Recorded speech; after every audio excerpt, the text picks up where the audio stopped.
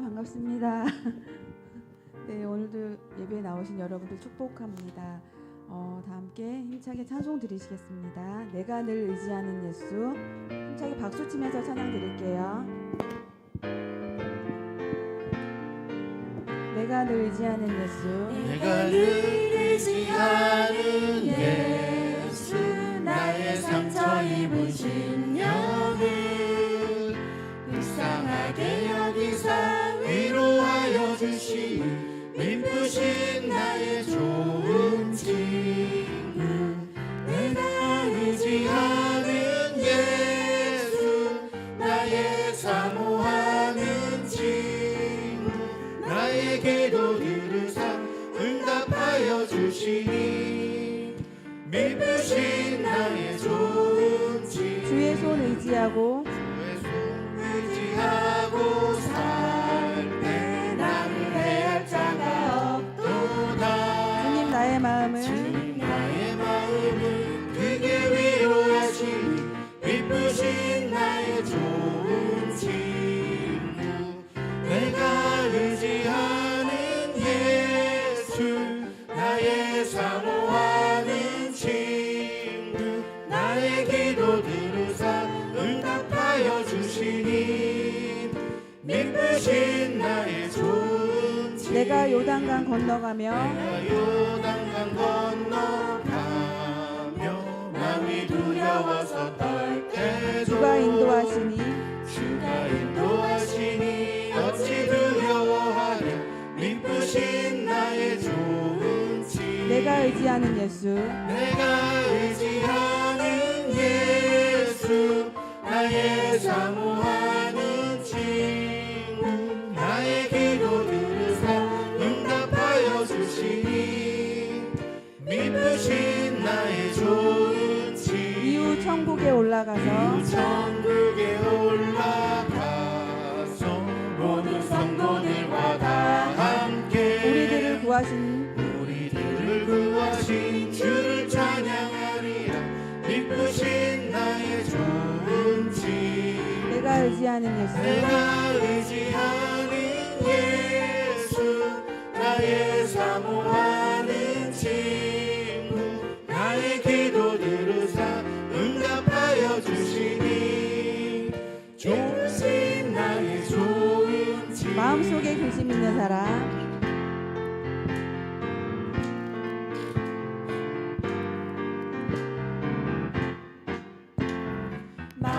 마음속에 근심 있는 사람 주 예수 앞에 아뢰어라.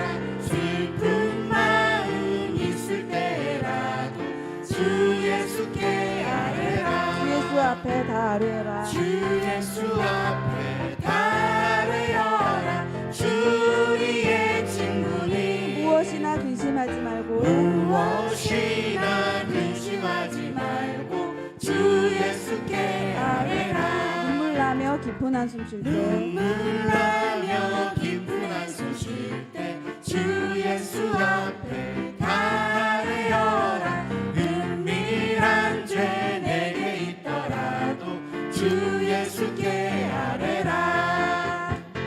주 예수 앞에 다 아뢰어라. 주 우리의 친구니 무엇이나 근심하지 말고 주 예수께 아뢰라. 괴로움과 두려움 있을 때 괴로움과 두려움 있을 때 주 예수 앞에 다 아뢰어라. 내일 일을 염려하지 말고 주 예수께 아뢰라. 주 예수 앞에 다 아뢰어라. 주 우리의 친구니 무엇이나 근심하지 말고 주 예수께 아뢰라. 죽음 앞에 겁을 내는 자여 죽음 앞에 겁을 내는 자여 주 예수 앞에 다 아뢰어라. 하늘나라 바라보는 자여 주 예수께 아뢰라. 주 예수 앞에 다 아뢰어라. 주 우리의 친구니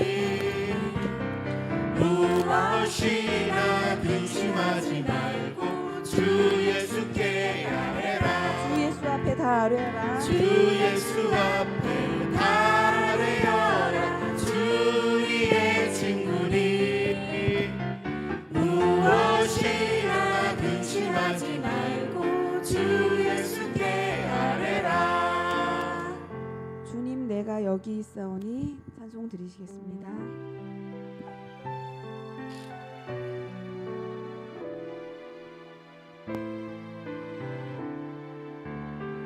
주님 내가 여기 있사오니 주님 내가 여기 있사오니 나를 보내소서. 나의 맘 나의 몸 주께 드리오니 주 받으옵소서.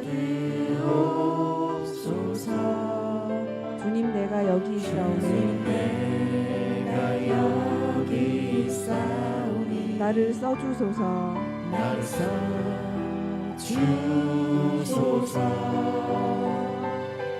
가진 것 모두 다 주께 드리오니 주 받으옵소서. 할렐루야 할렐루야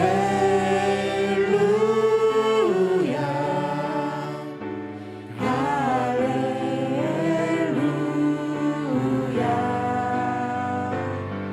할렐루야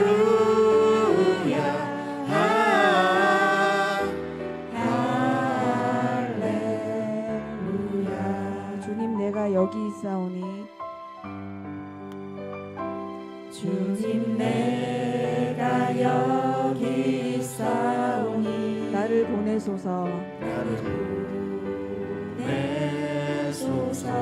나의 몸 나의 맘 나의 맘 나의 몸 주께 드리오니 주 받으옵소서.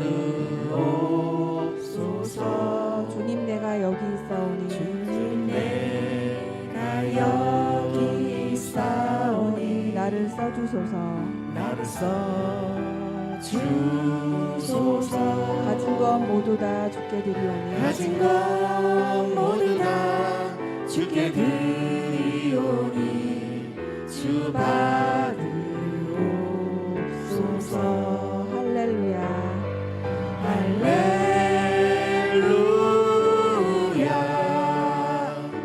할렐루야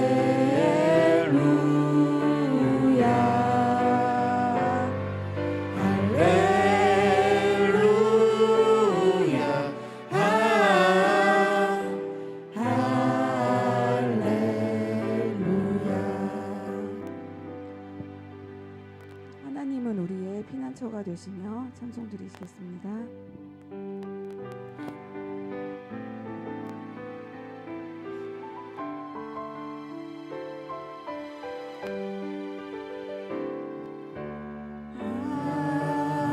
하나님은 우리의 피난처가 되시며 환난 중에 우리의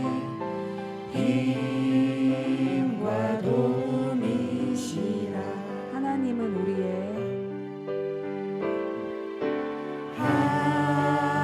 하나님은 우리의 피난처가 되시며 환난 중에 우리의 힘과 도움이시라. 너희는 가만히 있어 너희는 가만히 있어. 주가 하나님 대말지어다. 열방과 세계 가운데 주가 높임을 받으리라. 다시 한번 하나님은 우리의 하나님은 우리의 피난처가 되시며 환난 중에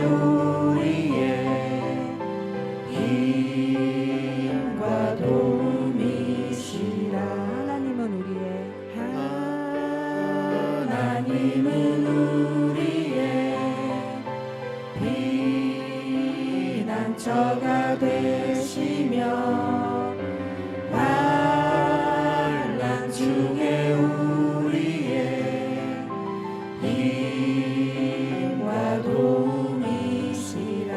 너희는 가만히 있어.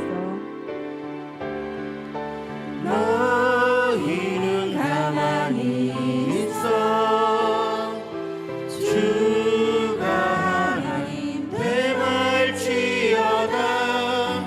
열방과 세계 가운데 주가 높임을 받으리라.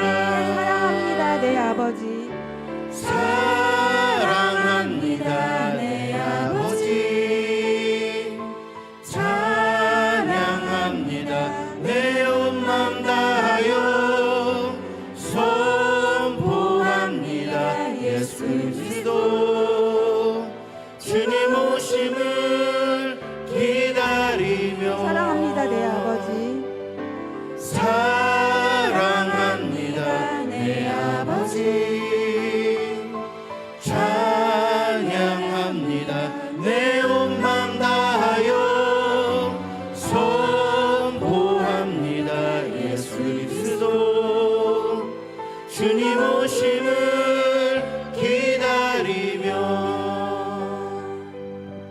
묵상으로 예배 준비하시겠습니다.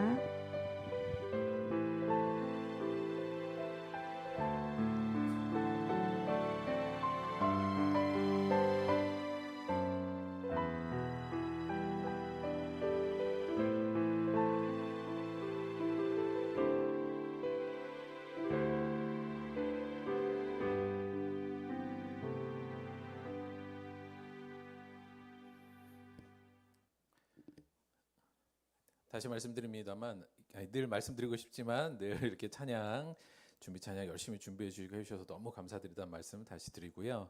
아마 오늘 추위가 이번 겨울의 마지막 추위일 것 같아요. 다음 주부터 좀 풀릴 것 같고, 하여간 추운 가운데 하나님을 섬기고 하나님께 나아오기 위해서 이 자리에 오신 여러분을 축복하고 감사드립니다. 다 같이 묵상으로 기도함으로 2월 23일 주일 예배 하나님께 올리겠습니다.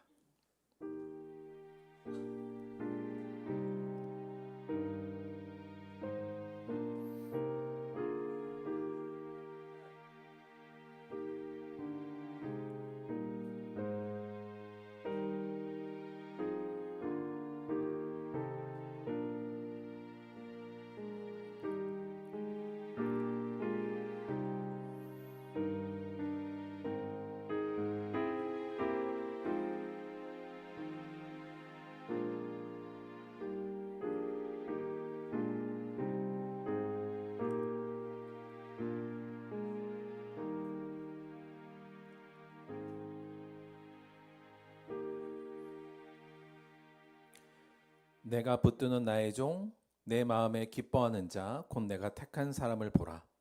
내가 나의 영을 그에게 주었은즉 그가 이방에 정의를 베풀리라. 그는 외치지 아니하며 목소리를 높이지 아니하며 그 소리를 거리에 들리게 하지 아니하며 상한 갈대를 꺾지 아니하며 꺼져가는 등불을 끄지 아니하고 진실로 정의를 시행할 것이며 그는 쇠하지 아니하며 낙담하지 아니하고 세상에 정의를 세우게 이르리니 섬들이 그 교훈을 앙망하리라. 나 여호와가 의로 너를 불렀은즉 내가 내 손을 잡아 너를 보호하며 너를 세워 백성의 언약과 이방의 빛이 되게 하리니 내가 눈먼 자들의 눈을 밝히며 갇힌 자를 감옥에서 이끌어내며 흑암에 앉은 자를 감옥에서 나오게 하리라. 아멘. 사도신경으로 신앙 고백 드리겠습니다. 전능하사 천지를 만드신 하나님 아버지를 내가 믿사오며 그 외아들 우리 주 예수 그리스도를 믿사오니 이는 성령으로 잉태하사 동정녀 마리아에게 나시고 본디오 빌라도에게 고난을 받으사 십자가에 못 박혀 죽으시고 장사한 지 사흘 만에 죽은 자 가운데서 다시 살아나시며 하늘에 오르사 전능하신 하나님 우편에 앉아 계시다가 저리로서 산자와 죽은 자를 심판하러 오시리라. 성령을 믿사오며 거룩한 공예와 성도가 서로 교통하는 것과 죄를 사하여 주시는 것과 몸이 다시 사는 것과 영원히 사는 것을 믿사옵나이다. 아멘. 오늘은 정경의 성도님께서 우리를 대표하여 기도해 주시겠습니다.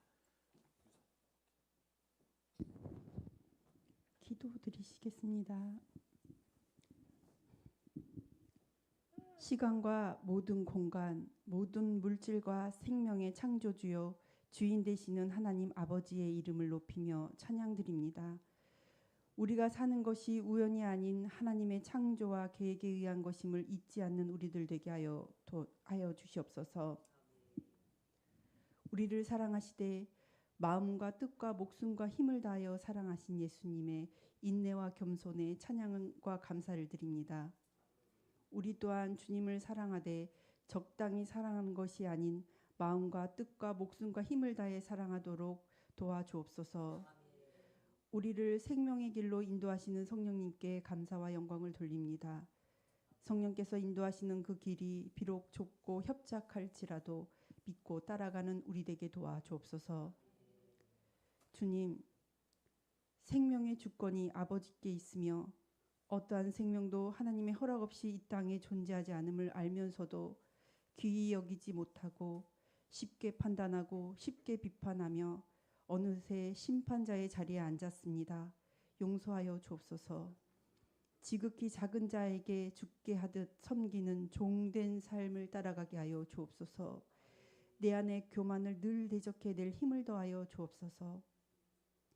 주님, 믿음의 시작과 끝 되신 예수, 십자가를 담담히 인내하신 그 예수를 바라보며 천국 백성된 그리스도인의 정체성으로 나를 인식하고 행동하는 자 되기를 원합니다. 세상적 성공과 명예에 나를 가두지 않게 하시고 이 경주를 멋지게 완주하여 인생에서 끝까지 승리하는 자 되게 하여 주옵소서. 주님, 오늘 말씀 듣는 자리에 모여 앉게 하심을 감사합니다. 이 시간을 통하여 마음에 말씀을 심고 품어 결실할 수 있도록 이 시간 성령님 도와주옵소서. 감사드리며 예수님의 이름으로 기도합니다. 아멘.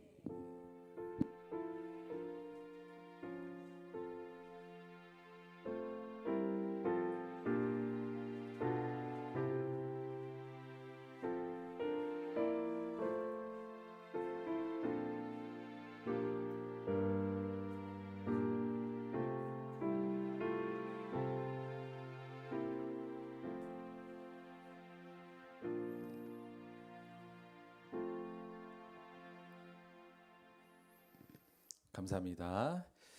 자, 오늘 특별 찬송은 우리 윤한득, 원유연 두 분이 준비했습니다. 잠깐 준비할게요.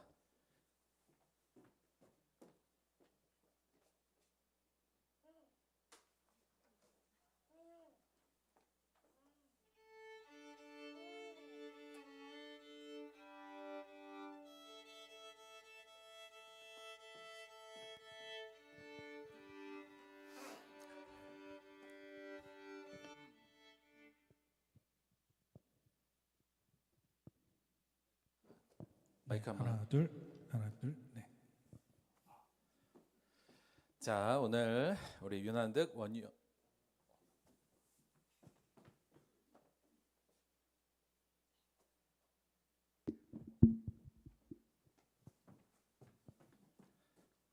오늘 두 분의 노래 연주로 하나님의 세계라는 찬양을 함께 하도록 하겠습니다. 일단 차렷 경례 박수 주세요. 자, 많이 떨릴 거예요. 여러분 많은 성원 은혜 받으시기 바랍니다. 음악 주세요.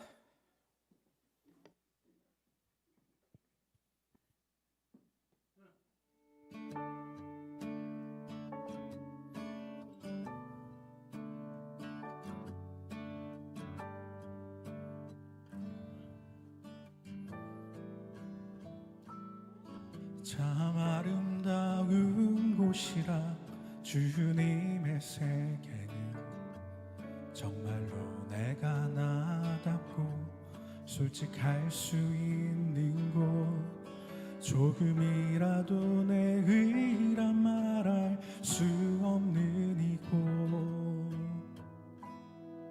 이곳은 바로 주님의 세계라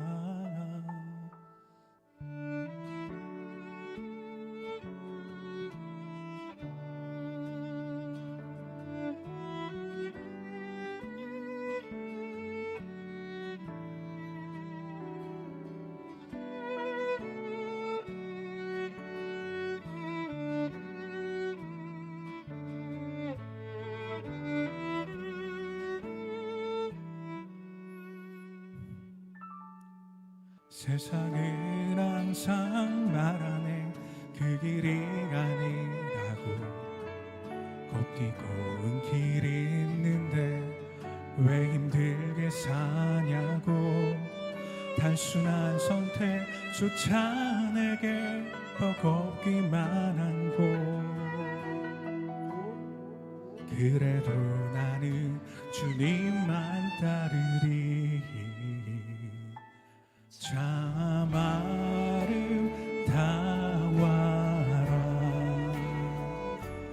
주님의 세계를. 저 솔로몬의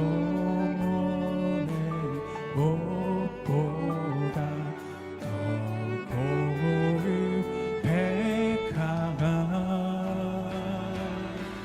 주 찬송하는 듯 저 맑은 새소리. 내 아버지의 지으신 그 솜씨이 기도보다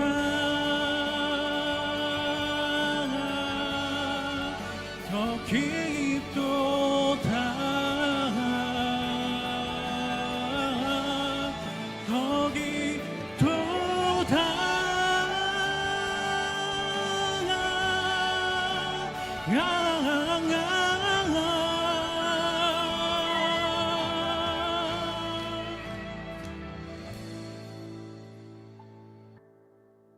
나는 계속 걸어갑니다. 수없이 넘어져도 사람들의 방향과는 조금 다르다 해도 내가 가는 길이 주가 가르쳐준 길이니. 이곳은 바로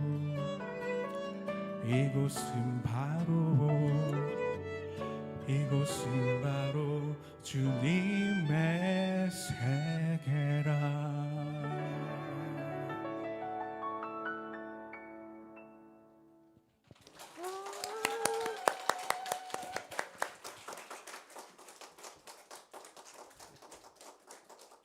감사합니다.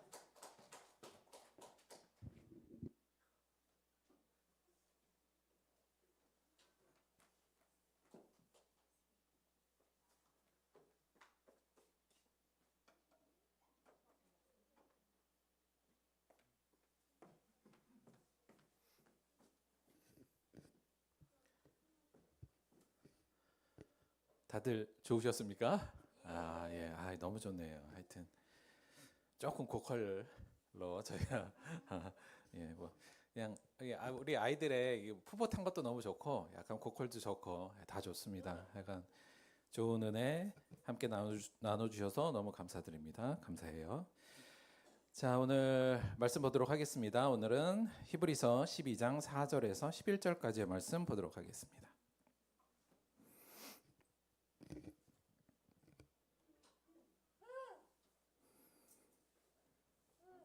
신약성경 366페이지 히브리서 12장 4절에서 11절까지입니다.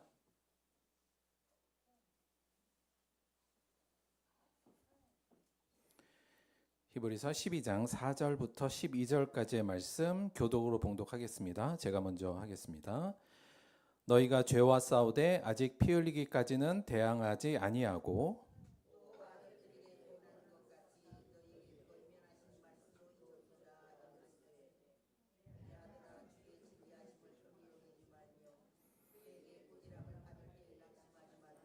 주께서 그 사랑하시는 자를 징계하시고 그가 받아들이시는 아들마다 채찍질하심이라 하였으니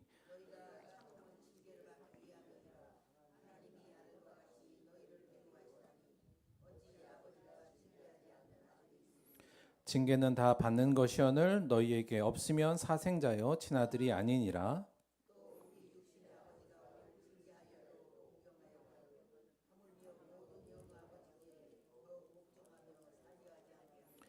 그들은 잠시 자기의 뜻대로 우리를 징계하였거니와 오직 하나님은 우리의 유익을 위하여 그의 거룩하심에 참여하게 하시느니라. 무릇 징계가 당시에는 즐거워 보이지 않고 슬퍼 보이나 후에 그로 말미암아 연단 받은 자들은 의와 평강의 열매를 맺느니라. 아멘. 오늘은 히브리서 12장 4절에서 11절을 중심으로 해서 고난의 이면이라는 제목으로 하나님의 말씀 함께 나누도록 하겠습니다. 오늘 오프닝은 연우 얘기로 조금 시작해 볼게요.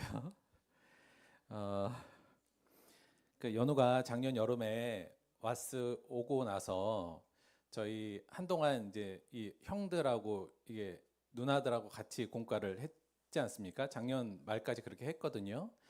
요때 연우는 어떤 모습이었냐면 뭐 저하고 계속 공과를 했으니까 아는데 이런 모습이었어요.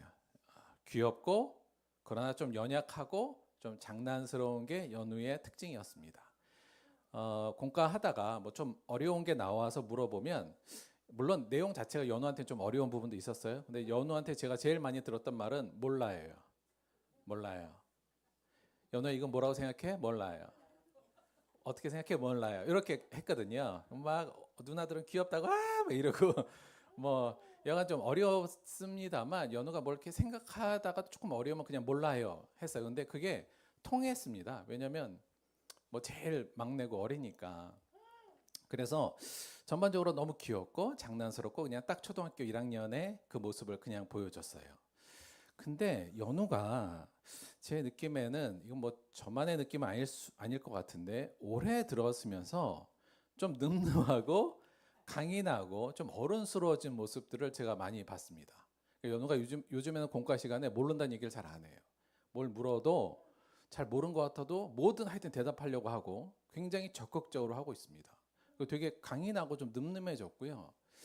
특히 어떤 사건을 통해서 우리가 이걸 좀 확인할 수 있었냐면 최근에 우리 아시다시피 연우가 이제 크게 다쳐가지고 여기 이제 찢어진 사건이 있었잖아요. 이 열바늘이 났고 맸어요. 근데 하여튼 이걸 딱 다치고 여기 피가 흐르고 찢어졌을 때 연우가 당연히 크게 울었습니다. 다들 보신 분은 아시지만 막 울다가 갑자기 제이가 옆에 붙잡고 왜 울었는? 제이가 같이 옆에서 막 울어줬어요.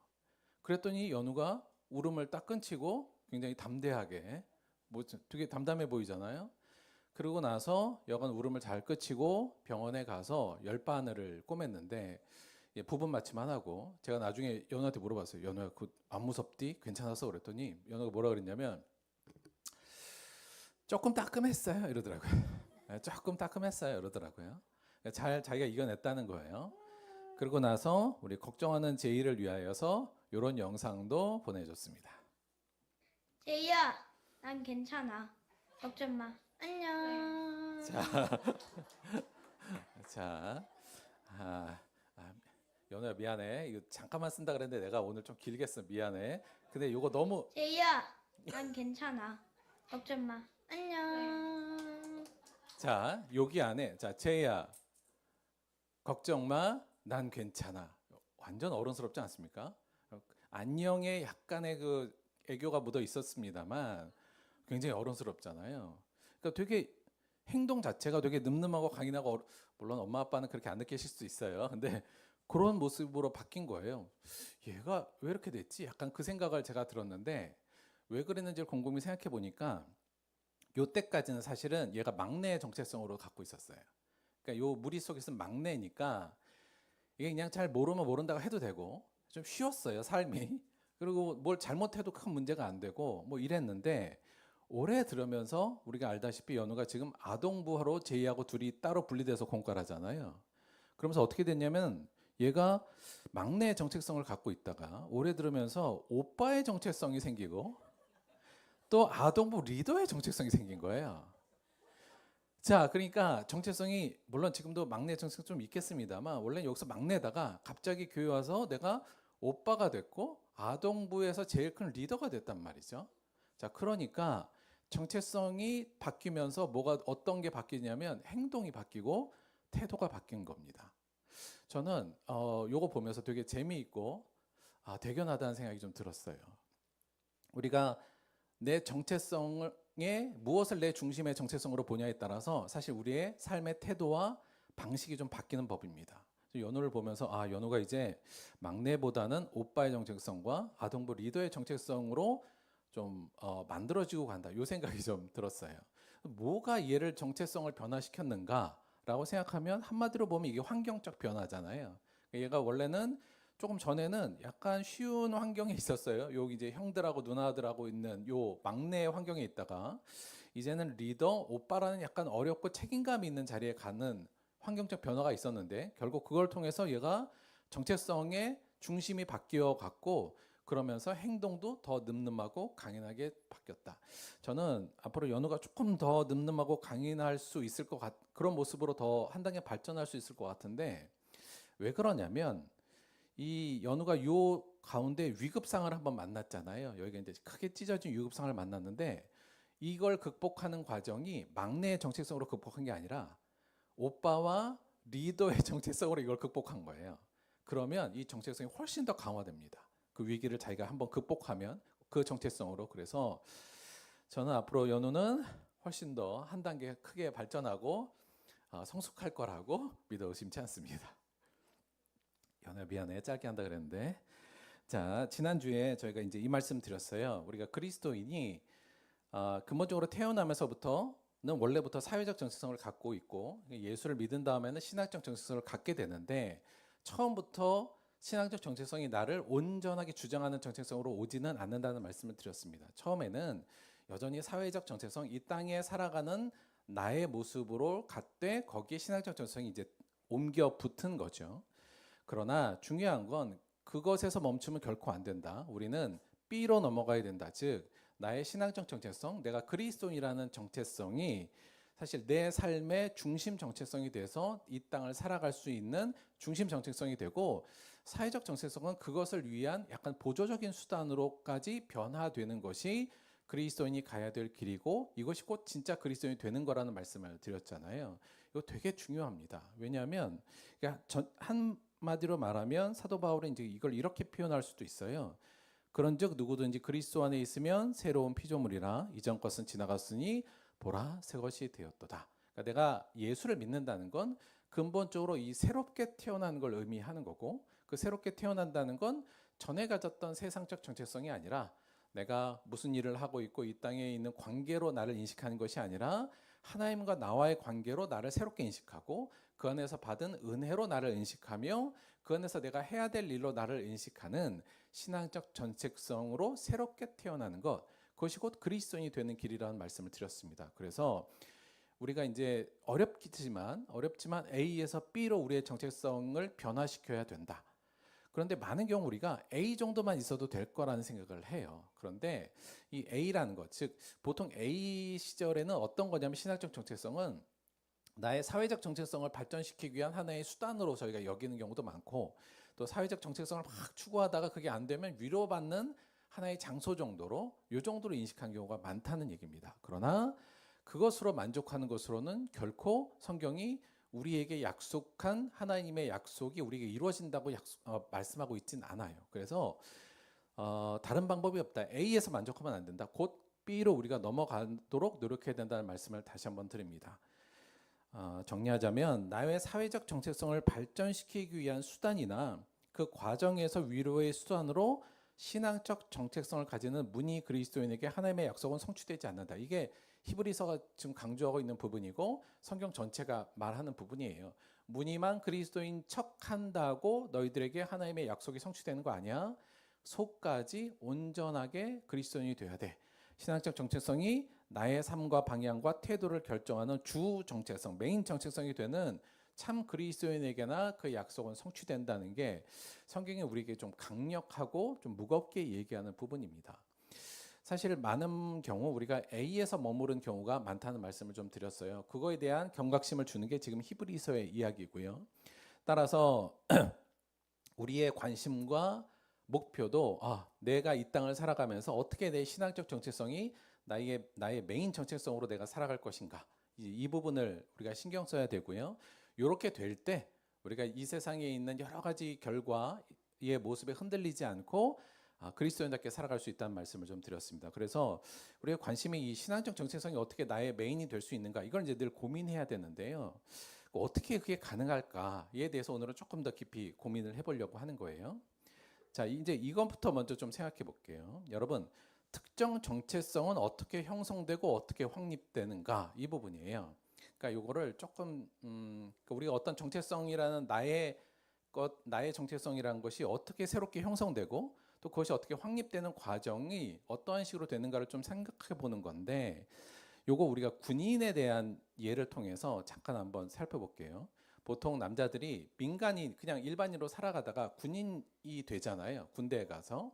그러면서 군인이라는 정체성을 새롭게 갖게 되거든요. 근데 어떤 과정을 거치냐면, 첫째, 언제 제일 내가 민간인이었다가 내가 나는 이제 군인이야 라는 정체성을 이제 갖게 되냐면, 아마 이제 군대 가기 위해서 머리 깎을 때부터 이제 그 기분이 살살 들기 시작하죠. 머리 깎으면 어색해진 내 모습을 보면서 나는 이제 군인이 되나 봐, 뭐 이제 이런 생각이 들잖아요. 하지만 결정적으로 나에게 나는 군인이라는 정체성이 생기기 시작한 제일 처음은 어디냐면 바로 요때입니다. 훈련소 가서 입소식을 할 때예요. 그러니까 입소식을 한다는 건 뭐예요? 뭐 그냥 절차적이고 하고 공식적으로 나는 이제 군인이 됐습니다, 이걸 선언하는 거잖아요. 그래서 훈련소 가서 뭐 이때는 뭐 경례도 잘못하고 이마에도 하고 막 이러지만, 여간 머리 깎고 훈련소 뭐 논사이든 가서 이제 입소식을 할 때 나 이제 군인이 되었구나, 이걸 이제 느끼면서 군인의 정체성을 좀 갖게 되죠. 근데 입소식만 했다고 요때를 군인이라고 얘기할 수 있느냐? 결코 그렇지 않습니다. 그렇죠? 아직도 민간인이고 여전히 그렇죠. 입소식은 했지만 그래도 상징적인 의미로 굉장히 중요한 부분입니다. 이걸 기점으로 나는 이제 군인이다라는 걸 느끼게 되니까요. 근데 언제부터 진짜 군인의 자신의 나는 이제 군인인가봐를 느끼게 되냐면, 그 이후에 소위 말하면 이제 군대 생활을 하면서부터 느끼게 됩니다. 그러니까 제일 처음으로 이제 옷을 군복을 입으면 확실히 내가 이제 군인이 됐나 보다, 이런 걸 좀 느끼게 되고요. 그래서 복장은 굉장히 중요한데, 그래서 군복을 입고 군인이 쓰는 말투를 이제 쓰기 시작하죠. 그래서 요 이런 말 안 쓰고 다나카로 끝나는 말로 군대식 말투도 쓰고, 또 군대식 복장도 하고 군대식 생활 규칙, 군대식 밥 먹는 거, 이런 것들을 이제 배우기 시작합니다. 그러면서 군대 문화가 내 안에 들어오기 시작해요. 이제 그러면 점점점 말도 처음에 유하다가 몇 번 혼나고 이제 다나카로 바꾸고 이러면서 점점 나는 이제 군인이구나라는 자기 정체성이 좀 생기게 됩니다. 그런데 여기까지 형성은 돼요. 그러니까 내가 이제 군인의 정체성이 어느 정도 형성은 되는데, 이때까지도 사실은 내가 확실한 나는 군인으로서의 정체성이 굉장히 확립되지는 사실은 좀 않습니다. 언제 이게 확립되냐면, 언제 내가 진짜 군인이라는 게 확립되냐면, 사실 이런 군생활 갖고는 잘 안 되고요. 물론 겉으로 볼 때는 군인 같지만 속으로는 별로 군인이 안 되는데, 언제 확실히 이제 군인에 대한 정체성이 확립되냐면 요때예요. 고된 훈련을 통과하고 난 이후입니다. 그러니까 무슨 얘기냐면, 이제 훈련소 가면 한 4주, 요즘 5주, 4주 이렇게 훈련 받잖아요. 그 중에서도 어려운 훈련이 있어요. 그러니까 이제 병사들 보면 이제 각계 전투, 뭐 이 화면 보는 것 같이 뭐 하여튼 뒹굴고 막 진흙탕 뒹굴고 앞으로 넘어지고 뒤로 넘어지고 뭐 기고 해서 이제 무릎도 까지고 여기도 까지고 막 이제 이 각계 전투 혹은 이제 화생방 훈련, 뭐 그리고 맨 마지막에 하는 행군, 이런 거 있거든요. 그러니까 어려운 훈련이에요. 근데 그 어려운 훈련을 왜 받게 됐냐면 내가 군인이 됐기 때문에 받잖아요. 그래서 내 정체성 때문에 겪게 되는 고된 훈련을 통과하면 그때 비로소 내 안에 뭔가 생기냐면 내가 군인이라는 정체성이 좀 확립하게 됩니다. 그래서 이게 총체적으로 모여서 나중에 모든 고된 훈련을 다 통과한 후에 마지막에 퇴소식 때 뭘 받아요? 이등병 계급장을 하나 딱 달거든요. 성빈이에요. 자, 근데 요때 어떤 느낌이 되냐면, 여러분 이제 이등병 짝대기 하나잖아요. 제일 낮은 계급장인데, 이때 받을 때, 이 계급장을 받을 때 느낌이, 물론 저는 이게 소위 받을 때 느낌이지만 이 느낌이 굉장히 다릅니다. 이거 되게, 우리는 이등병 이제 짝대기 하나, 그게 아니라 되게 자부심이 생겨요. 훈련병에게 이 짝대기 하나는 굉장히 큰 계급이거든요. 그리고 이 계급이 뭐냐면 내가 그 여러 가지 큰 어려운 이 훈련을 잘 이겨내고 나서 받는 계급장이잖아요. 그때 군인으로서 내가 약간의 자부심이라는 게 생깁니다. 그리고 내가 이제 일반인이 아니라 군인으로서 난 이제 군인이 되었구라는 정체성이 이때 확립이 돼요. 근데 만약에 중간에 다치는 일도 있잖아요. 그래서 이 훈련을 통과 안 하는 친구들도 간혹 있거든요. 그러면 이거 질이 확 떨어집니다. 그냥 그래서 보통 우리가 열애라고 하잖아요. 어려운 훈련 안 통과하고 그냥 열애하고 그냥 저 운동화 신고 옆에 있던 친구들은 사실은 이게 확 떨어져요. 그래서 저는 이제 간부였으니까 되도록이면 병사들이 어려운 훈련들은 어떻게든 참여하고 통과시켜 만들려고 노력합니다. 왜냐하면 그게 그냥 억지가 아니라 그걸 통과해야지만 얘가 군인다운 자부심과 군인으로서의 모습을 갖추거든요. 그래서 이 군인이 자기가 내가 군인이라는 걸 명확하게 인식하고 확립되는 건 반드시 고된 훈련을 사실 통과할 때 가능해요. 그리고 이 훈련이 강하면 강할수록 자기의 정체성은 더 확고하고 강해집니다. 왜 우리 그 해병대 나오신 분들은 또 뭐 특전사나 특공 뭐 이런 UDT 이런 나온 사람들은 그거에 대한 자부심이 엄청 크잖아요. 제대하고도 내가 해병대 몇 기입니다 막 이러고 자신의 그 정체성을 굉장히 자랑스러워하고 그 정체성을 중요하게 생각합니다. 왜 그럴까요? 훨씬 힘든 훈련을 받았기 때문에 그래요. 그러니까 해병대가 되기 위해서 받았던 훈련이 특전사나 특공이나 이런 거 받을 때 사람들이 받았던 그 훈련이 다른 병사보다 훨씬 세거든요. 그러니까 그 훈련을 나는 통과하면서 받았다는 그 자체가 자기에게 큰 자부심이 되고 그게 나의 그 사람의 정체성을 확고하게 만듭니다. 그래서 왜 군인들은 사실은 계급도 중요하지만 내가 얼마나 어려운 훈련을 받았느냐로 사실은 등급이 약간 갈려요. 그러니까 왜 그 여러분 그 군복들 보면 여기 이제 훈련 휘장들이라는 걸 다 붙여요. 그러니까 어려운 훈련을 마치면 그 훈련을 잘 마쳤다는 휘장을 붙여주거든요. 대표적으로 이게 공수 마크, 공수 휘장 이런 거. 뭐 3주, 4주 동안 공수 훈련을 받고 비행기에서 몇 번 낙하산 하면 여기 붙여주는 공수 휘장도 있고 이쪽엔 뭐 내가 무슨 특전 무슨 교육을 받았다 이런 거 다 붙입니다. 그러니까 군인들은 그 붙인 내가 이런 어려운 훈련을 다 마쳤어. 난 그걸 이수한 사람이야가 그 군인으로서의 가치와 군인으로서의 정체성을 굉장히 중요한 부분이거든요. 그래서 그런 것들을 막 붙이는 것이 사실은 붙일수록 어려운 곳으로 올라올수록 군인으로서의 정체성이 강하다. 즉, 이 모든 것이 사실은 군인이 자신의 정체성을 가지는데 중요한 부분이지만 제일 중요한 건 뭐다? 고된 훈련을 통과하는 거예요. 그러니까 이것이 곧 자신의 정체성을 만들어줍니다. 여러분, 그리스도의 정체성은 그리스도인으로서의 정체성은 그러면 어떻게 형성되고 어떻게 확립될까? 내가 그리스도인인데 무늬만이 아니라 뼛속 깊이까지 내적으로까지 내가 그리스도인이다라는 것은 정체성이 어떻게 확립될 것인가? 이것도 마찬가지의 과정에서 보자면 제일 처음에 제일 중요한 건 뭐니 해도 이거죠. 첫째는 성경 진리에 대한 배움을 통해서 그리스도인이 되기를 결단하는 내적인 확신을 갖는 거. 그러니까 우리가 교회 와서 성경에 대한 진리를 다 배우고 나 그거에 동의합니다. 저 이제부터 그리스도인이 될게요 라고 결단하는 이 과정이 일단 제일 중요하고 제일 처음에 해야 되는 겁니다. 마치 입소식 같은 거예요. 그런데 여기서 그래서 세례식이라는 건 굉장히 중요합니다. 과거부터 초기의 그리스도인 사회에서도 세례식은 굉장히 중요했어요. 왜냐하면 그 세례식이 곧 나는 이제 그리스도인이 되겠다는 결단의 내면의 확신이고 더 나아가서 그것을 외적으로 공식적으로 사람들한테 선포하는 행식이 바로 세례식이었거든요. 그래서 초기에는 너 그리스도인이 아니야가 곧 세례식을 했어 안 했어, 세례를 받았냐 안 받냐로 결정됐어요. 사실은 저도 오늘날도 이게 사실 세례가 굉장히 중요하고 침례가 중요한데 오늘날은 이 중요성이 그냥 교회에서 그냥 때 되면 야 너 받았어 안 받았는데 그럼 그냥 받아 약간 이런 느낌이에요. 근데 그게 아니라 사실 이 세례식은 굉장히 중요한 이정표로서 우리에게 남는 거기 때문에 내가 그리스도인이라는 거 사실은 저희가 아직 세례식을 한 번도 안 했어요. 저희 교회가 아직 이걸 좀 잘 해보고 싶은데 여건이 안 돼서 아직 세례식을 못 하고 있는데 되게 중요하다 세례식이. 그러니까 이걸 통해서 사실은 내가 그리스도인이 되었다는 하나의 중요한 이정표가 되거든요. 그래서 제가 미국에 있을 때 그 교회가 약간 논란은 있었지만 그 교회 사람들이 자기가 세례 침례 받은 날을 자기 생일보다 더 중요한 기념일로 삼더라고요.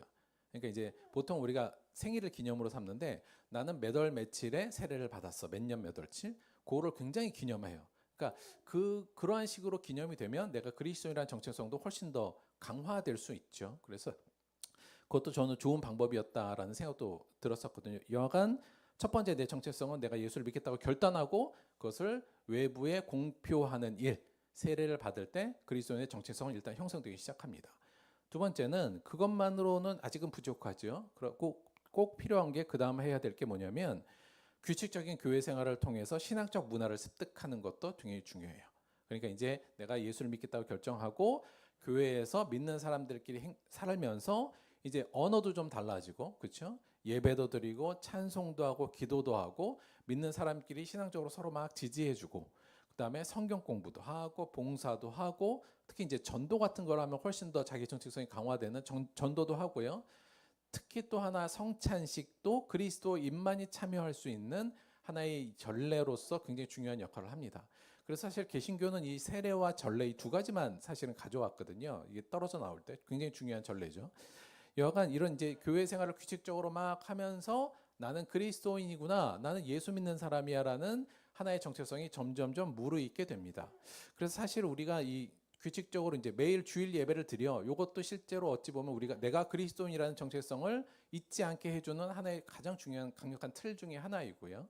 더 나아가서 예배 안에서 뭐 봉사도 하고 이것들이 나는 이제 예수 믿는 사람이지, 나 그리스도인이지, 이 정체성을 강화해주고 또 유지해주는 데 있어서 매우 중요한 부분입니다. 문제는 여기에서 끝나면 안 된다는 거죠.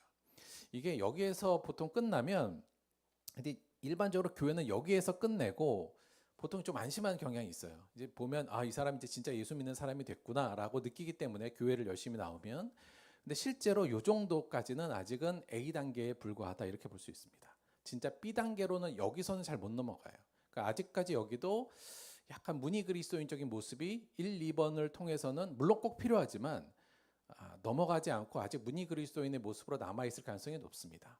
진짜 내 뼛속 깊이까지 내가 그리스도인이라는 정체성이 확립되고 강화되려면 뭐가 있어야 되냐면, 세 번째로 그리스도인적 삶의 원칙을 가지고 세상을 살아내는 그 삶 과정에서 생깁니다.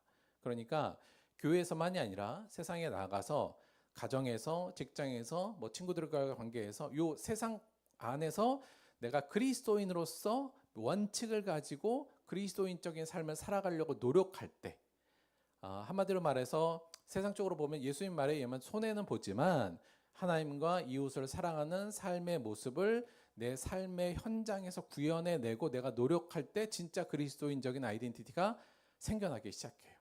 그러니까 이게 되게 중요합니다. 그래서 요 3번으로 넘어가면서부터 근본적으로 아이덴티티가 확립되기 시작하고, 더 중요한 건 이러면서 뭘 겪게 되냐면 3번을 하면서 동시에 그리스도인으로 살면서 겪게 되는 고통과 손해가 와요. 그 어려움이 오거든요. 그것을 내가 이겨내고 감내하고 이겨냄으로써 의의 열매를 맺게 될 때 비로소 내 안에 그리스도인이라는 아이덴티티 정체성이 확립이 됩니다. 그러니까 이게 내가 예수를 믿어서 어떤 고난을 당하잖아요. 예수를 믿는 것 때문에 손해도 보고 고난 당하는 것을 내가 힘들고 어렵지만 이겨내고 감사로 그 과정을 헤쳐나가서 결국은 해냈을 때, 마치 어린 병사가 각개전투 맨 마지막 막 밑에서부터 올라가가지고 맨 정상에서 진짜 깃발 딱 꽂을 때, 이런 것들의 경험들이 하나하나 둘씩 생기면서부터 그리스도 안에, 그래서 내 안에 인내의 열매, 그리스도인으로서 의의 열매가 맺힐 때 비로소 그리스도인으로서의 자기 정체성이 확립되고 강화됩니다. 이쯤 돼야 내가 B로 넘어간 신앙적 정체성이 내 삶의 주가 되고, 사회적 정체성은 그거에 그냥 딸리는 정도의 비중으로 낮아지는 모습으로 성장하고 발전할 수 있습니다. 그래서 사실은 우리가 이제 물론 그렇다고 이제 1, 2, 3, 4는 동일해요. 그러니까 다 중요한데 근본적으로 저는 우리가 3, 4번을 통해서 나아가기를 원합니다. 그것이 성경이 우리에게 요구하는 바고, 그렇게 될 때 우리가 이 땅을 살면서 늘 감사하고 찬양하며 세상에 흔들리지 않고 평안하고 의의 열매를 맺을 수 있거든요. 그래서 어떻게 하든지 3, 4번이 우리 안에 있기를 바라는 마음이 있습니다. 자, 만약에 우리가 분명하게 말씀드릴 게 당연하게 우리가 B로 넘어가야 된다면, 다시 말하면 그리스도인의 정체성이 그냥 나의 수단으로만 붙어 있는 무늬가 아니라 진짜 내 안에 그리스도인으로서의 정체성이 내 삶을 주도할 수 있는 정체성으로 바뀌어야만 그것이 곧 하늘나라의 하나님의 약속의 주인공이 될 수 있을 만큼 중요한 거라면, 그게 정말 중요한 거라면 3, 4번이 그거를 이룬다면 3, 4번을 해야죠.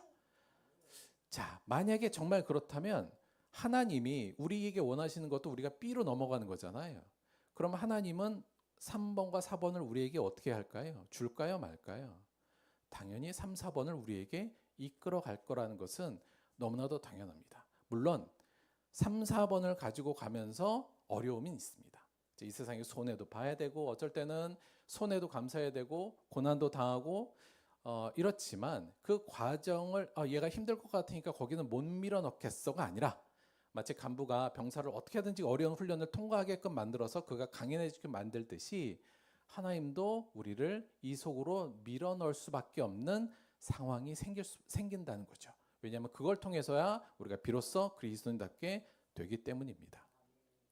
지난주에 말씀 잠깐 정리를 하자면 지난주에 핵심이 뭐였으면 우리 앞에 놓여 있는 경주를 달려가자 요거였죠.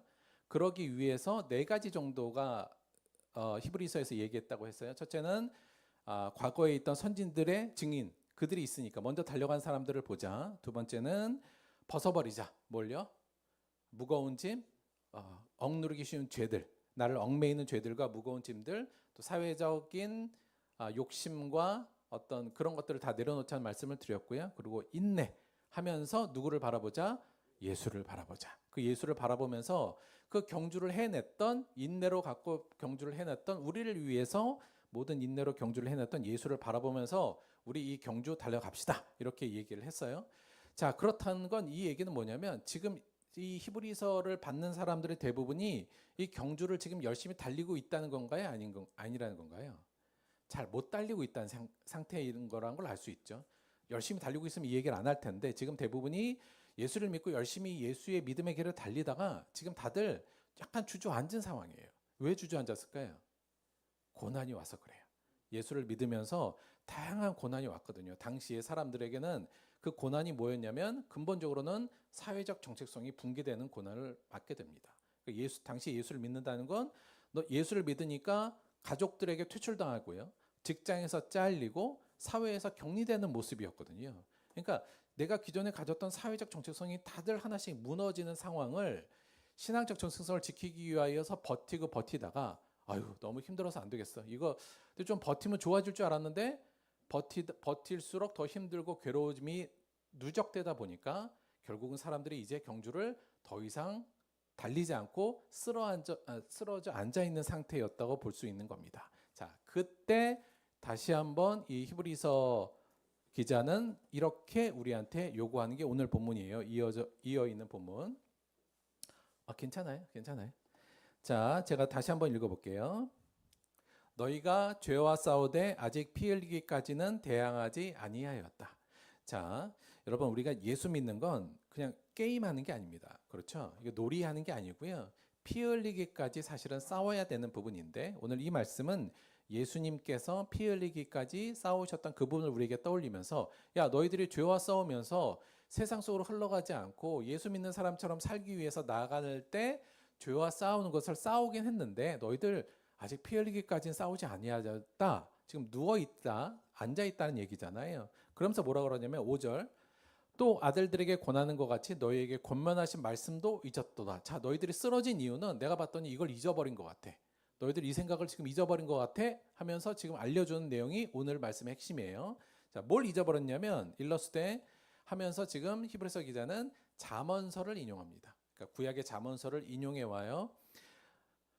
일러스되 내 아들아 주의 징계하심을 경여하지 말며 그에게 꾸지람을 받을 때 낙심하지 말라. 주께서 그 사랑하신 자를 징계하시고 그가 받아들이시는 아들마다 채찍질하심이라 하였으니. 자, 너희들 이 잠언의 말씀 하나님이 어떤 분인지 너희들 잊어버린 거 아니야? 지금 이렇게 이야기하면서 뭘 잊어버린지를 지금 깨우쳐주기 위해서 노력하고 있어요. 7절 너희가 참음은 징계를 받기 위함이라. 하나님이 아들과 같이 너희를 대우하시나니 어찌 아버지가 징계하지 않는 아들이 있으리요?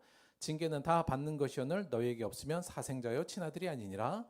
또 우리 육신의 아버지가 우리를 징계하여도 공경하였거든 하물며 모든 영의 아버지께 더욱 복종하며 살려 하지 않겠느냐. 그들은 잠시 자기의 뜻대로 우리를 징계하였거니와 오직 하나님은 우리의 유익을 위하여 그의 거룩하심에 참여하게 하시느니라.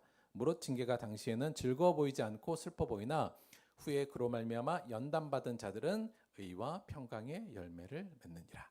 자, 뭘 잊어버렸냐를 이야기하고 있잖아요. 너희들이 아직 뭘 잊어버린 것 같아. 그러니까 더 이상 지금 경주를 하지 않고 쓰러져 있는 거야 라는 부분인데 여기 전체 중에 지금 떠오르는 핵심 단어가 하나 보이시죠? 무슨 단어가 보이세요? 전체를 지금 아우르는 하나의 단어가 보이는데 뭐가 강조되고 있죠? 징계, 그렇죠? 징계가 계속 나오잖아요. 자, 그래서 지금 한 가지 잊어버린 건 뭐냐면 너희들이 잊어버린 게 있는 것 같아. 그건 뭐냐면 징계야. 이 얘기인데 사실 징계라는 말 자체가 우리에게 약간 지금 좀 어려운 점이 뭐냐면 징계잖아요. 징계는 우리가 어떤 의미냐면 뭘 우리가 잘못했을 때 그에서 벌 주는 걸 우리가 보통 징계라고 이해하지 않습니까? 그래서 이게 조금 지금 저희들에게 이해할 때 약간 어려운 부분이 있어요. 그런데 요거를 요 징계라고 번역된 게 이 파이데이아라는 단어거든요. 이 단어가 사실은 아이가 성숙하기 위하여서 어른들이 부모가 교육하고 양육하는 걸 이걸 파이데이아라고 얘기합니다. 그러니까 징계도 그 의미가 있긴 있는데 사실은 이걸 훈련으로 번역하는 게 제가 볼 때는 조금 더 좋은 것 같아요. 그러니까 훈육, 훈련 이렇게요. 그러니까 내가 뭘 잘못해서 지금 벌을 주는 것이 아니라 우리를 키우고 발전시키기 위해서 하나님께서 지금 훈련하는 거야라는 단어로 이해하면 이게 이해가 좀 더 훨씬 좀 빨리 옵니다. 그래서 보면 자, 뭘 잊어버렸는지 보세요. 잠언에서 이 말씀합니다. 5절 내 아들아 주의 훈련하심을 경여기지 말라. 그에게 꾸지람을 받을 때 낙심하지 말라. 주께서 그 사랑하신 자를 훈련하시고 그가 받아들이신 아들마다 채찍질하셨음이니라. 너희가 참음은 훈련을 받기 위함이라. 요거 말이 좀 번역이 어색하죠. 그러니까 너희들이 훈련을 받기 때문에 참아야 하는 거야. 이런 의미로 이해하시면 돼요. 하나님이 아들과 같이 너희를 대우하시나니 자, 하나님이 그 아들을 대우하는 방식이 뭐예요? 훈련시키는 거예요. 그래서 만약에 아버지가 그 자식을 훈련하지 않으면 그건 자식이 아닌 거 아니야? 지금 이 논지를 피고 있죠. 8절 훈련은 다 받는 것이거늘 너희에게 없으면 사생자여 친아들이 아니니라. 또 육신의 아버지가 우리를 훈련하여도 공경하였거든. 보통 우리 육신의 아버지도 그 자신을 키우기 위해서 때로는 훈련도 시키고 때로는 어려운 일을 막 시켜도 우리가 다 복종하지 않느냐. 그 아버지를 하물며 영의 아버지께서 너희들을 그렇게 하는데 너희들이 복종하며 살아야 되지 않겠느냐. 10절 그들은 잠시 자기 뜻대로 우리를 훈련하거니와 오직 하나님은 우리의 유익을 위하여 그의 거룩하심에 참여하게 하느니라. 무릇 훈련은 당시에는 즐거워 보이지 않고 슬퍼 보이지만 후에는 그로 말미암아 연단받는 자들은 의와 평강의 열매를 맺느니라. 이 얘기죠. 그래서 이 전체적인 오늘의 논지는 그렇게 어렵지는 않아요. 이해하기는 어렵지 않습니다. 이걸 정리를 좀 하면 지금 이 얘기를 하고 있는 거예요. 지금 경주를 하다가 쓰러져 있는 사람들 너무 힘들어요. 고난이 너무 힘들고 예수 믿는 값을 치르는 게 쉽지 않습니다. 그리고 나만 손해보는 것 같고 예수 안 믿는 사람들은 그냥 너무 똥똥거리면서 잘 살고 자기의 행복을 위해서 잘 사는데 예수 믿는다고 내가 그 원칙을 따라 살다 보니 손해도 당하고 고난도 당하고 무시도 당하고 이러한 상황이 너무 힘들어서 주저하고 있는 사람들에게 하는 얘기예요. 자, 그리스도인이 된 이후에 맞이하는 고난의 상황, 사회적 정체성의 붕괴는 야 그거 하나님이 안 계시거나 하나님의 사랑이 떠났거나 하나님이 우리를 미워해서 있는 게 아니야. 일단 이 얘기를 하고 있는 겁니다. 많은 사람들이 그걸 느낀 거예요. 뭐냐면 하나님 없는 거 아니야? 있으면 나한테 왜 이렇게 이런 일이 벌어져? 뭔가 이걸 해결해 줘야 되는 거 아니야? 이런 생각들. 하나님이 나를 사랑하지 않나? 떠난 거 아니야? 없는 거 아니야? 지금 이 의심과 어려움 때문에 주저앉아 있는 사람들에게 야 그거 아니야. 지금 이렇게 얘기하면서 뭐예요? 첫째, 야 니들 잊었나 본데 오래전부터 하나님은 그의 아들들을 혹독한 환경에서 훈련시키는 분이었어. 너희들 다 알잖아. 구약 성경 다 봐서 알잖아. 이 얘기예요. 잠언에도 그 말이 나와 있지만 사실 여기 하나 더 보탠다면 우리가 잘 아는 것 같이 실제로 하나님이 늘 그러셨어요. 이스라엘 백성들이 이집트에 있다가 광야로 시내산에 나와서 하나님과 계약을 맺지 않습니까? 그 다음에 그들을 어디로 보내세요? 광야로 보냅니다.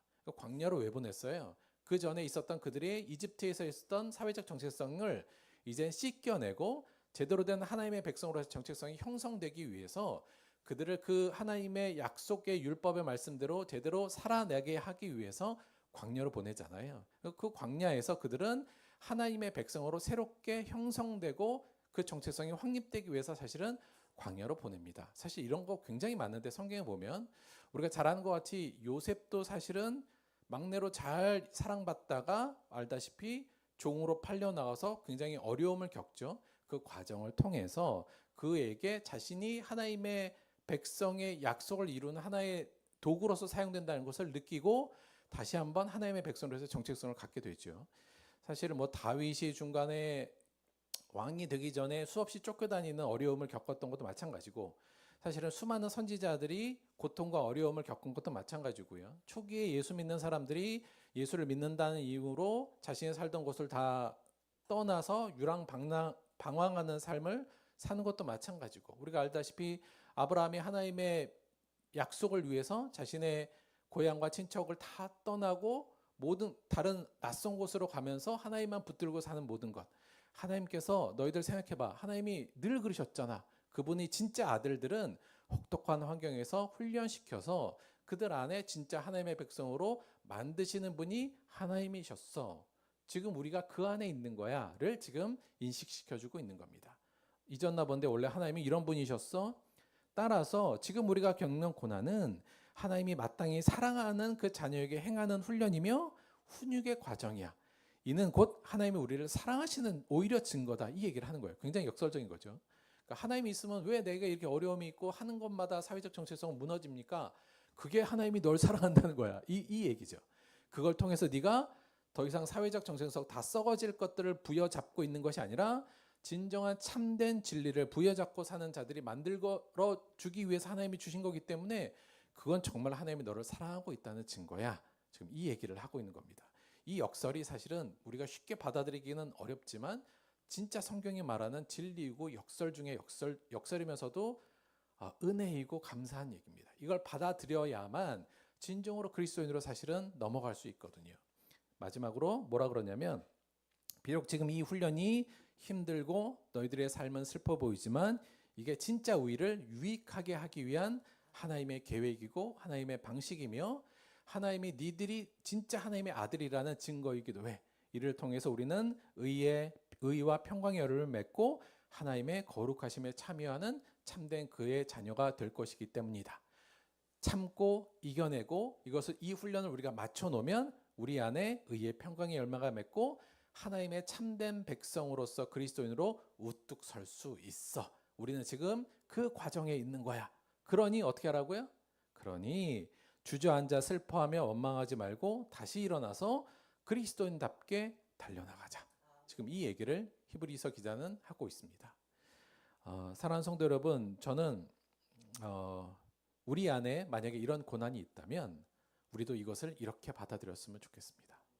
하나님은 그의 백성을 진짜 사랑하실 때 어렵고 힘들지만 그가 이겨내서 진정한 하나님의 백성의 서로의 정체성을 갖출 수 있는 고난 속으로 어떻게든지 우리를 집어넣으실 겁니다. 그게 없는 게 행복한 게 아니라 난 하나님 예수 믿고 하나도 어려운 게 없어요. 이렇게 안 될 거예요.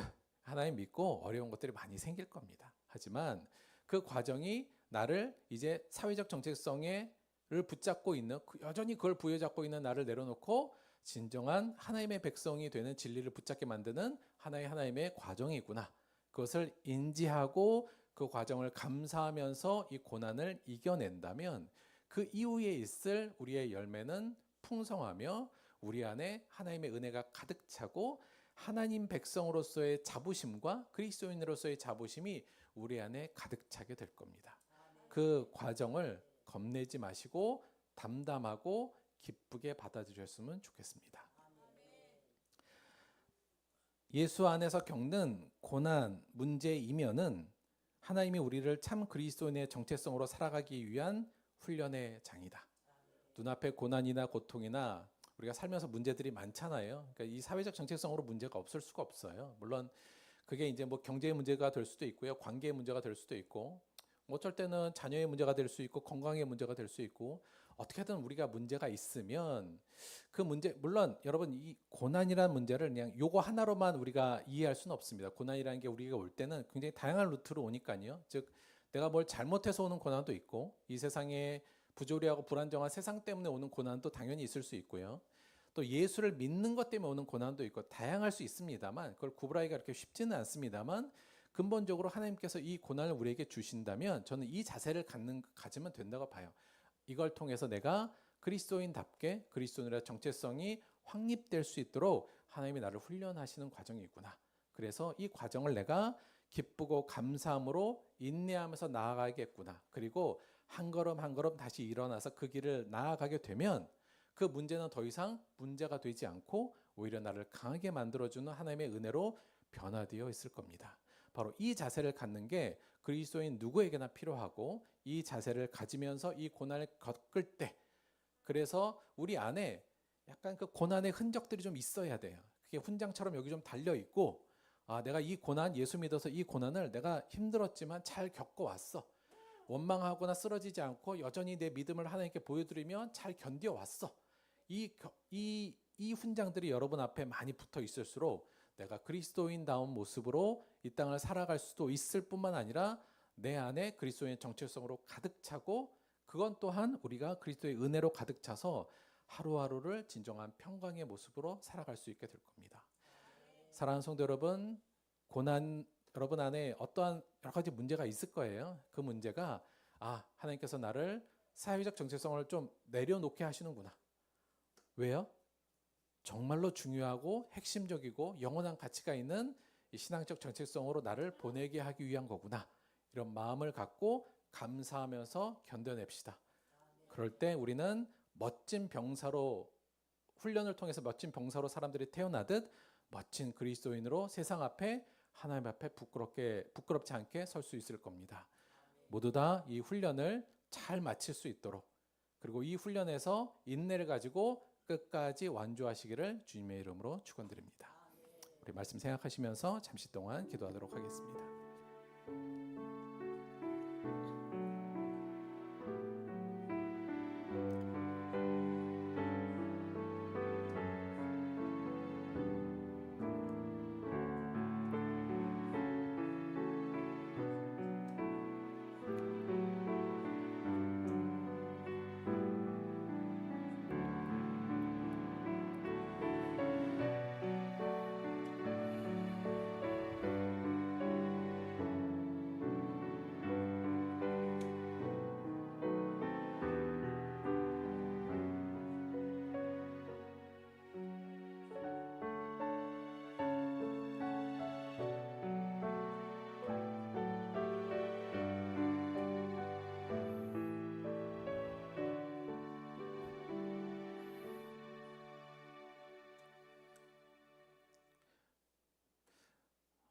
하나님, 우리는 하나님이 나를 사랑하신다는 것을 하나님께서 내 문제를 해결해 주는 것으로 확인하고 싶어 합니다. 그러나 하나님께서는 우리가 그 문제 속에서, 그 고난과 고통 속에서도 여전히 하나님을 바라보며 그 고통을 감사와 인내로 견뎌내는 것을 통해 하나님이 우리 안에 그리스도인으로서의 모습이 성장하고 진정으로 하나님이 사랑한다는 것을 선포하고 느끼기를 원하시는 것을 오늘 말씀을 통해 배웠습니다. 하나님, 우리 앞에 놓여 있는 이 경주에 쓰러지지 않고 다시 일어날 수 있는 힘을 허락하여 주옵소서. 이것이 하나님이 우리를 사랑하지 않는다는 것이 아니라 진정으로 사랑하기 때문에 우리에게 베푸신 환경이라는 것을 이해하고 힘내서 감사로 이 과정을 승리하는 자가 될 수 있도록 인도하여 주옵소서. 이를 통해 우리 안에 그리스도인이라는 자부심이 넘치게 하시고, 그 자부심 안에 함께 하시는 성령님과 동행하며 이 땅을 승리하는 그리스도인의 멋진 군인이 될 수 있도록 함께하여 주옵소서. 우리를 강하게 만드시고 우리를 성장시키는 하나님, 그 인도하심에 우리가 감사하며 따라갈 수 있도록 늘 힘주시고, 우리 모두가 그 과정을 서로 응원할 수 있는 믿음의 동료들이 될 수 있도록 역사하여 주옵소서. 예수님의 이름으로 기도드렸습니다. 아멘. 자, 빨리 오늘 2월 생일자 환영을 잠시 하도록 하겠습니다. 자, 오늘 2월 11일 유재희, 13일 우진이, 그 다음에 19일 김하은, 21일 서현옥 원유, 같은 날이에요, 생일이. 참, 앞으로 나오세요. 잠깐 앞으로 나와서, 자, 우리 하나님의 사랑이 요거 축복성 부르면서 맞이하도록 하겠습니다. 얼른 나와. 뭐라고요? 자, 요 앞쪽으로 나오세요.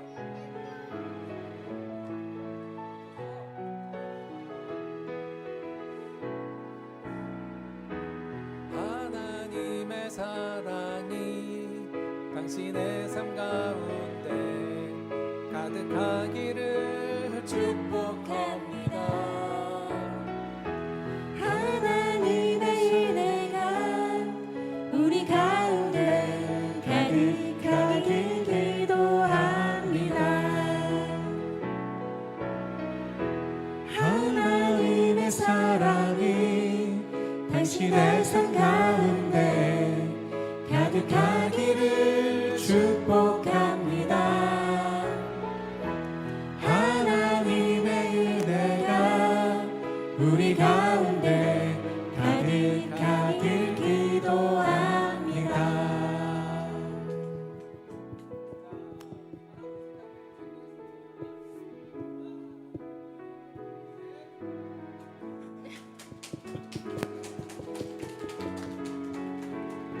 축하합니다. 자, 늘 말씀드렸듯이 선물은 케이크 먼저 먹는 우선권 정도 생각해 주시면 될 것 같아요. 자, 하여튼 생일자들만 오늘 점심 먹고 케이크 먼저 잘라 가세요. 감사합니다. 자, 3월 대표기도 명단 발표하겠습니다. 두구두구두구두구두구. 자, 이렇게 진행하도록 하겠습니다. 약간 펑크 날 것 같긴 한데 하여튼 잘 한번 꾸려볼게요. 우리 다들 입력하셨죠? 감사합니다.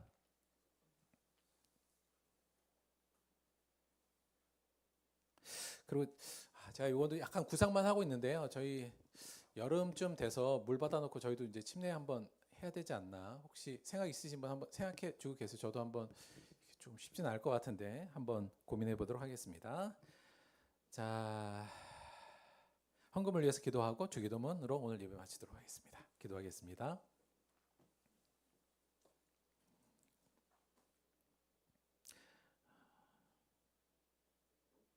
하나님, 때로 저희들이 좀 잊어버리는 것 같습니다.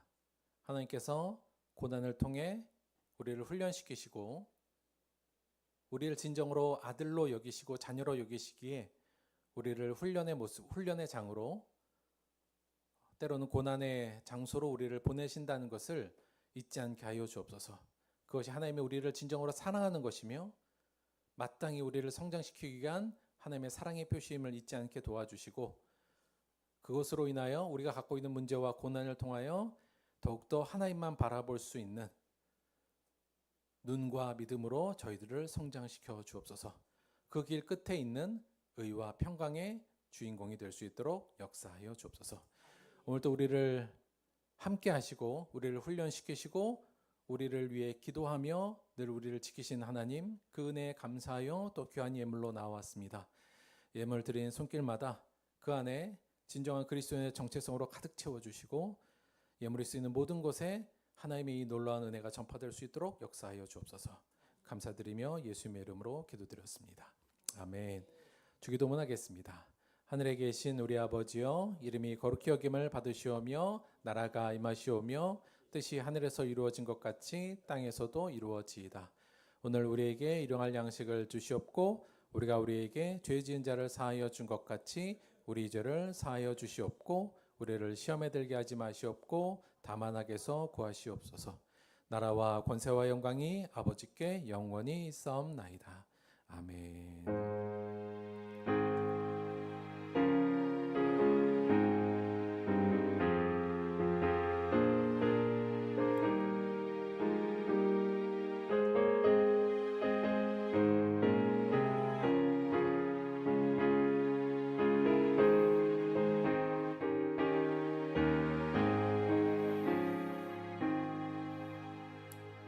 하나님께 감사의 박수 드리겠습니다. 수고하셨습니다. 식사하러 출동하겠습니다. 땡큐.